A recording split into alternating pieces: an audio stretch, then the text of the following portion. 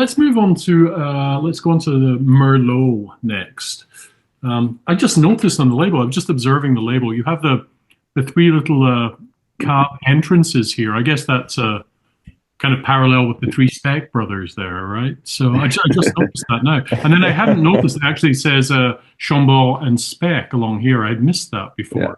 It's quite a neat packaging. So Merlot is a grape that unfortunately got a bad name for itself due to a terrible, terrible comedy film many years ago, about 20 years ago.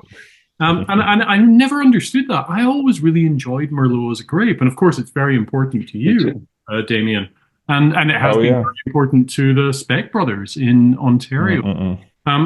Let's talk about this wine here, because I think this is a gorgeous wine and an incredible value for money as well.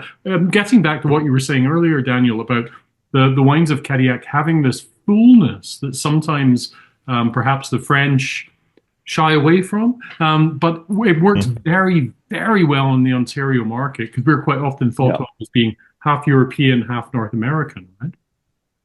Yeah, if you look at our the sales of wine here, it's basically a third domestic, a third import, international, New World, I should say, and a third European. Yes, but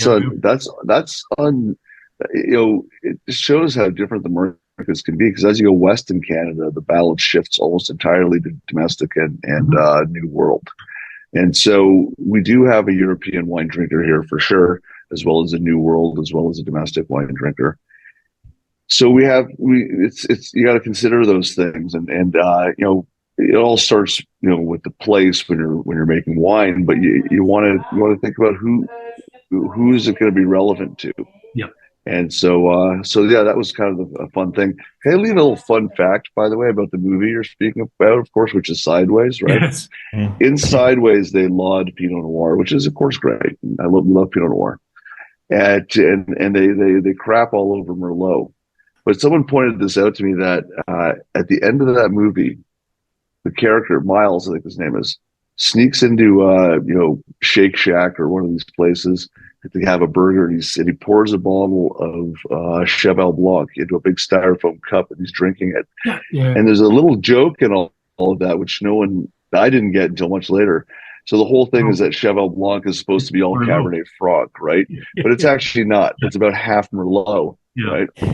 And unfortunately, it's such an insider joke that he's actually making, it's a bit of a love song to Merlot, and it completely fell flat. Nobody got that joke.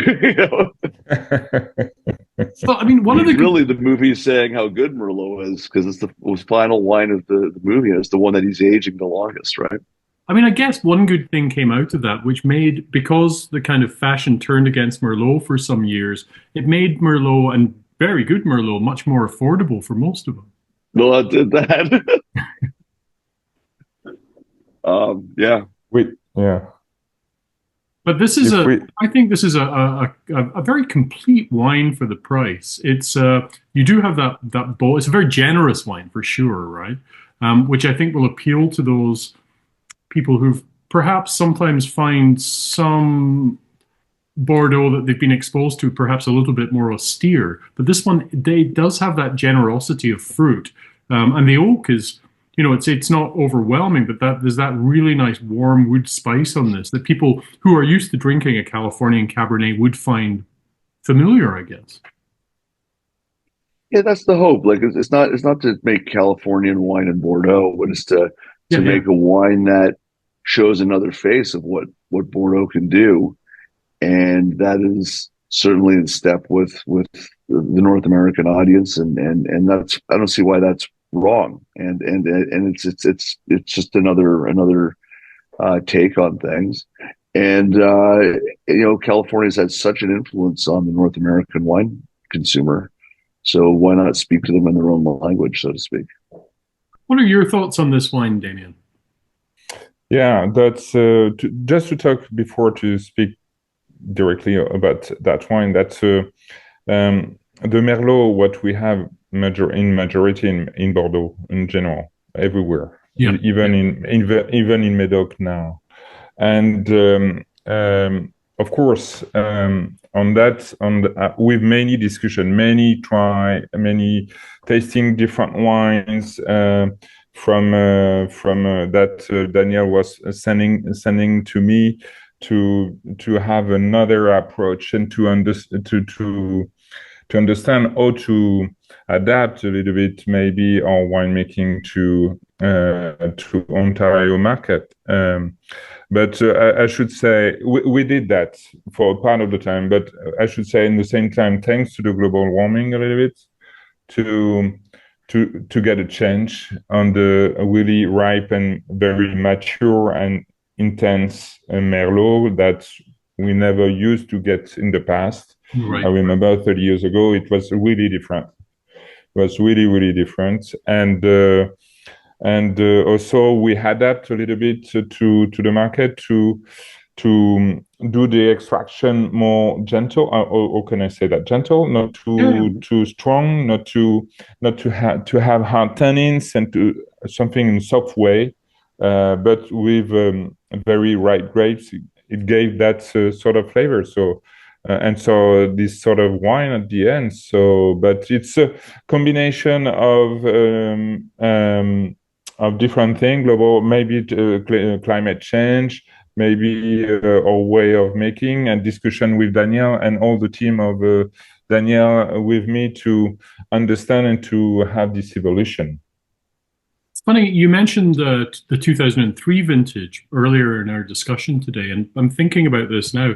It's, for me, looking back, it's almost as if 2003 was a kind of premonition of where we would be 20 years later with regards to climate change, right? Because remember, at the time, that vintage was seen as this absolute anomaly. But as the decades have progressed, that's become a little bit more the norm.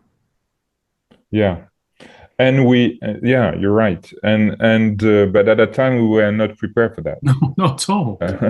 We didn't prepare the vineyard in function. We didn't adapt our winemaking because of that. So we kept what we learned for our parents, our grandparents, which is not bad, but we had to adapt a little bit. And then we understood and we adapt our way of winemaking and a way of growing the vines. I mean, to maintain properly the vines, to not to have the grapes in front of the sun, everything, different things, to not have something to burn or too flat or too not fresh enough.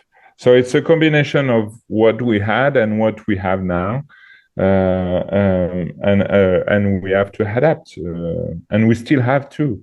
Sure, we still have. That makes sense. So when it comes to this wine here, the Cab Mystère Merlot, how would you pair this at the dinner table? Oh, that's I like it with different dishes, but the main one is for me with classic dish we have here, mainly with beef here, because I do grow cow. I have a cow and bulls, and we have our own meat too here. So, and I love that Cab Mystère Merlot with this sort of dishes and some cheese as well. For because it's something, the Merlot, it's fruity, it's quite full, but it's soft in the same time, but full in the mouth. Sure. So it give something very, and you need something round to it, and not too strong as well. Can be white meat as well, which is work very, very well. And of course, if you like a little bit spiciness, but not too much, because it will dominate too much the wine at the end for this sort of wine, which is not the case for the others. But for the Merlot, I should go on that way. So I will, personally. Today, I am cooking a hunter's stew. So I have some moose, some elk, some bison, and some deer. And this is for, I have some friends coming around at the weekend. And I'm going to experiment with these two wines and see how it goes. It will be interesting. It's not something I cook too often, so it should be interesting to find the perfect wine match. Daniel, where would you be pairing this wine? Well, I think that for me, a little bit of pepper brings out the fruit in a wine like this, and so lamb would be fantastic. Maybe with a little bit of pepper crust to it, something like that to enhance the fruit qualities, which I think are just kind of a fun thing to do. I mean, we do this thing at our winery, where in July, when the first season strawberries come out, we have when people come to visit, we give them a strawberry and they roll it in freshly cracked pepper. Yeah. And that enhances the strawberries' fruitiness. And then we have them wash it back with a glass of Baco Noir, which has that peppery. It just brings the fruit up in the Baco. Yeah, sure. Yeah. And I feel this Merlot is kind of the same way. Same kind of thing. Super. Now, Cabernet Sauvignon is a grape that we grow in Ontario, and it excels about every every sixth or fifth vintage it can excel. Well, it's a late ripening grape, right? So and we have a compact season. But what's I find interesting about this, actually, this is it's a bit of a change for us. We always treated Cabernet Sauvignon, and we still do, as one of it goes into the top wines, like, because we reduce yields quite aggressively, let a green harvesting, and and we can declassify quite aggressively. So it goes into our better wines. Cabernet Franc tends to fill out the sort of the mid-range of our portfolio from a price standpoint. But what's been happening, I think, with a little better understanding of the vineyards, a little bit of better management of some of those vineyards and site selection, Cab Sauvignon has actually increased its presence in our top wines even further in the last number of years, outperforming the Franc, which I think is really interesting. And that's a bit of the hand of Lawrence Buehler, our winemaker. But just the quality of the fruit coming in, we've been very, very happy with. But we would never do it varietally. That was what I was getting. That's what I was getting. Yeah, it belongs in a blend. Not to say that there aren't good ones. I just had a really nice one from Redstone the other day. But I think with consistency, we need to blend it, and that's where we take our inspiration from Bordeaux for sure. Now, speaking of blending, we didn't speak about the Merlot. What is the cépage on the Merlot that we just tasted? This is majority Merlot. This is a minimum 90% Merlot on this one. Yes. And we have a little bit of Cab Franc in it. That makes sense. A touch of it. It's just to give complexity and not to give any taste in it. Yeah. It's really dominated by the Merlot, and which want to keep on that wine for sure, because we enhance Merlot on the label. So, but we have Cab Franc, a little bit of Cab Franc in it.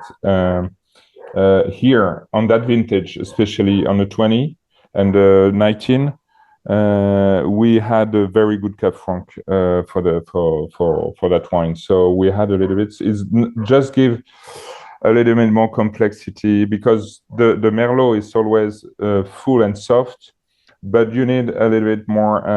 How can I say? With good tannins and a spiciness that you can find on the Cab. In general, Cabernet Franc or Cabernet Sauvignon.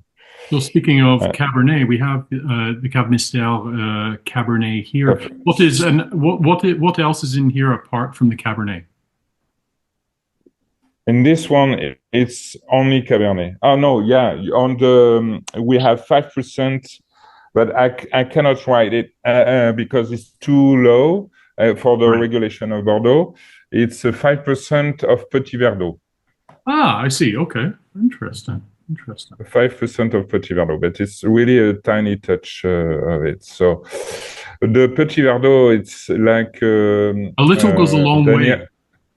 Is yeah. Petit Verdot, it's like Daniel said on the Cabernet, when you have one every 15 years ripe, and Right. so we have a lot of work to do on it to get ripe every year, and we use as a blend and not for a single grapes. But the Cabernet now, believe me, the top Cabernet, it's really our best grapes we have in the cellar the past years, since 19, 20, 21, 22, 23, even this year. This year, which is very, cold vintage, if I can say, and the cab was magic. So there is many people say the global warming is coming, so we should change and plant some new grapes like Syrah in Bordeaux. But no, first let's get the good Cabernet Sauvignon right that we have now, and we can enjoy it. And then we can, even for the Merlot, we can manage a little bit differently the vineyard to get to have more grapes, maybe to dilute a little bit, to have softer and not too ripe, because we like to keep the fineness.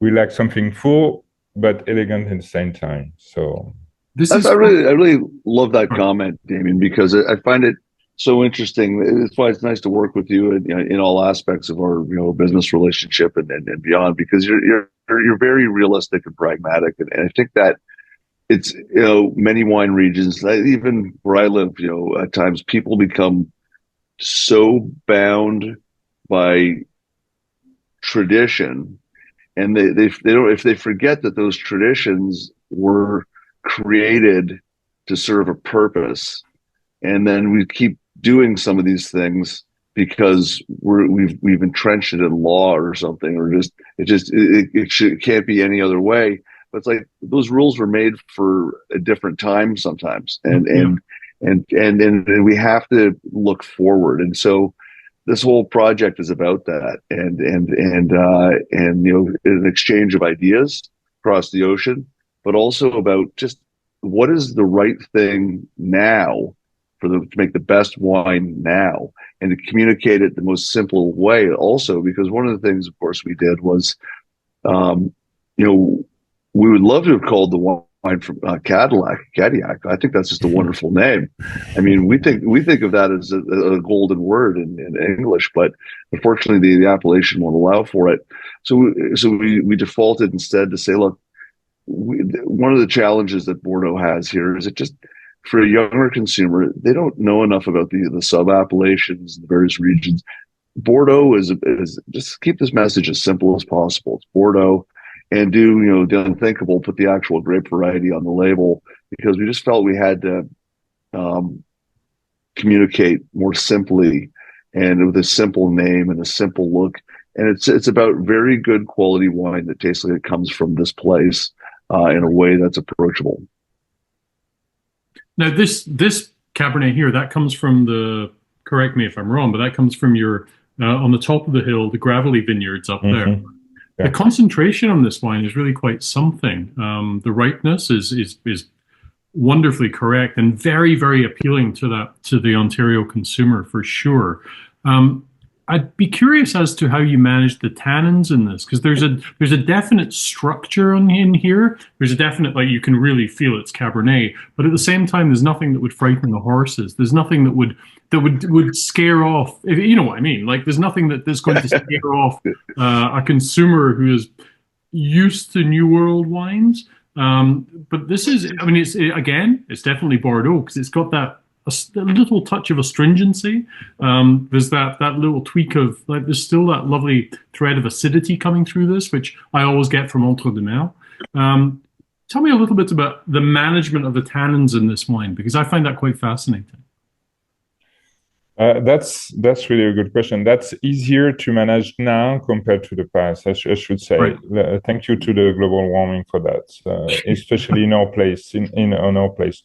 But you're right. The production of the Cabernet is small, so we keep really on the top to have the higher temperature and the better climate for that grape. We need more time and more sun than the Merlot or the white. So we geographically, like you said, it's on the top for that. And then to extract the tannins, the way to do it, it's to thanks to the global warming, it's easier now to do it. But then in the cellar, it's really to manage really at the beginning of the fermentation, to extract quite quickly, but we've worked on it, and then to be very gentle and soft and do nothing at the end, to not go too far away. When you get the alcohol, you can extract and you can have very strong hard tannins, and wine you have at the end, you have to wait maybe 20 years before to drink it. So that's not the case on that wine. So it's really the way you manage the winemaking for that. And of course, nature helps us for that first. Sure. The Cabernet, where do you see that at the dinner table? Because for me, Cabernet for me is lamb every single time. But I'd like to hear your thoughts. If I can say about it, that just you have the perfect dish for the weekend coming for me. Right. I will recommend, white meat or things like that. And I like it by itself too. I mean, like that out of the meal, because as we get riper grapes and softer tannins, it's really elegant to have a drink maybe before starting the meal or at the end or finishing the work, and enjoy a good moment to share with friends. But for the meal, definitely I will recommend more to have it with stronger meat. For sure. I like that personally. Like what you say, what you will have mousse. The hunter's stew, yes. Yeah, hunter's stew.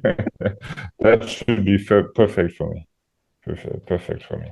Your thoughts, that's my opinion. Send me a bowl. How do I get some of that? Yeah, I've told a few people about this. They're like, "How did you get all that meat?" I'm like, long story. Yeah, I'm looking forward to this. It's that's my Friday and Saturday is assembling this huge thing. So I'll let you know how it goes. Maybe if I have any left over, I'll freeze some, Daniel. And you should please do. You become such a man of wealth and leisure. Oh, hardly. Not at all. That's what I do to relax, is either hunt or cook. So yeah, that's awesome. That's fantastic. Daniel, where would you see this at the dinner table? I agree with what I think Damien said. I mean, when you're talking this hunter's stew, I mean, I would never have come up with that unless it came out of this conversation. But it's just such a perfect thing. I mean, you've kind of covered off Noah's Ark there, and it's and also, though, I love the idea of wine just becoming a cocktail. It's something that's very North American, I know, and there's nothing wrong with that. It's nothing wrong. It's the I'm in Montreal, so it's like great food and wine everywhere you go. You can't trip over amazing meals, and they have a great cocktail culture here, but it's a bit fatiguing to me. Right. I find it they get tipsy too quickly. And a lot of sweet and bitter, and I love all that, but it's for me it's wine. Wine is my drink of choice, morning, noon, and night, and so yeah, cocktail. Gotcha. Well, I've been thinking about these wines, 3 wines, and I'm thinking they're probably a very good choice for someone looking for something to stock their cellar with over the holiday season. Because they're very approachable wines, all 3 of them, and they're, as I said, none of them are going to frighten the horses. They're all very, very approachable, but also exhibiting incredible value for money, which is something we all have to think about these days. I'm impressed with all 3 of them, and I really appreciate the 2 of you taking time today to chat about them. Sorry about our technical difficulties halfway through the interview, but. Damien, thank you for joining us all the way from Bordeaux. And Dan, my pleasure. have a good time up in Montreal, and we'll see you in Ontario sometime soon. I hope to. Yeah. Damien, the next time you're over, please be sure to be in touch. It'd be nice to share a glass of one of these wines with you when you're over here. Oh, thank you. I will definitely. I will tell you, and I hope it will be soon. Excellent. I'll look forward to it. Gentlemen, to your... Thank you. Cheers. Good to see you. Take care, guys. Good to see you. Take care. Thank you very much. Bye now.